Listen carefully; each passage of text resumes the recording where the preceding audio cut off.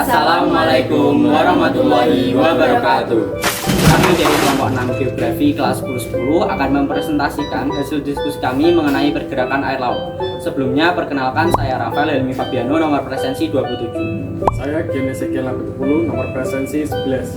Saya Muhammad Asmjar Bila, nomor presensi 19. Saya Dewi Safiatul Diana, nomor presensi 8. Saya Sepa Dharma Yuniar, nomor presensi 30. Untuk selanjutnya, langsung saja kita lihat.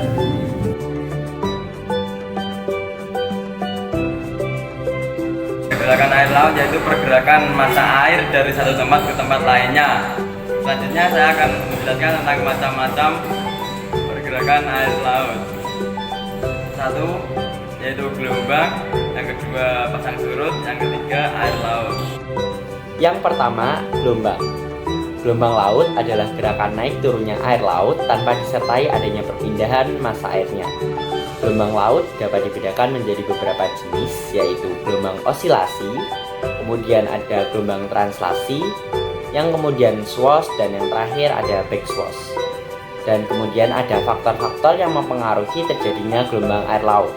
Di antaranya yaitu adanya kecepatan angin, kemudian ada lama tiupan angin, yang ketiga ada fetch atau daerah yang terkena pengaruh angin, dan yang terakhir adanya kedalaman laut. Yang kedua yaitu pasang surut air laut. Pasang surut merupakan perubahan ketinggian permukaan air laut yang terjadi secara periodik karena pengaruh gravitasi antara bumi, bulan, dan matahari. Ada dua macam pasang, yaitu pasang purnama yang terjadi di saat bulan purnama, dan pasang perbani, pasang surut kecil yang terjadi di saat bulan dan matahari berada pada posisi tegak lurus terhadap bumi. Arus laut.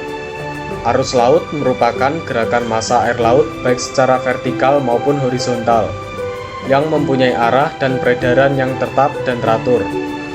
Arus laut terjadi karena pengaruh beberapa faktor, antara lain yang pertama, gerakan massa udara mengakibatkan arus laut yang arah gerakannya mendatar. Kemudian, perbedaan ketinggian permukaan air laut dan perbedaan suhu dan kadar garam air laut.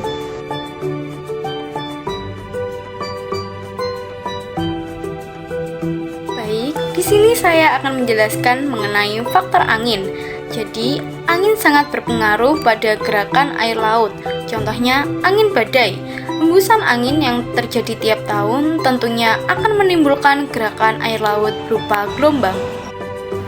Faktor selanjutnya yaitu salinitas air laut. Kandungan garam pada air laut tergolong tinggi.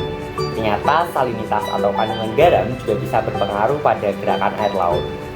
Biasanya, air laut akan mengalami pergerakan dari air laut yang kadar garamnya tinggi ke yang kadar garamnya rendah, karena kandungan garam di air laut tidak selalu sama. Densitas. Densitas merupakan kepadatan massa jenis air laut. Perbedaan densitas bisa terjadi karena air laut bagian atas dan bawah tidak sama. Adanya densitas akan menyebabkan terjadinya arus laut secara vertikal, baik dari permukaan air laut ke bawah maupun sebaliknya. Faktor gravitasi bulan. Gravitasi bulan akan menimbulkan gerakan berupa pasang surut air laut. Hal ini rutin dan wajar terjadi karena disebabkan pengaruh posisi bulan dan matahari terhadap bumi.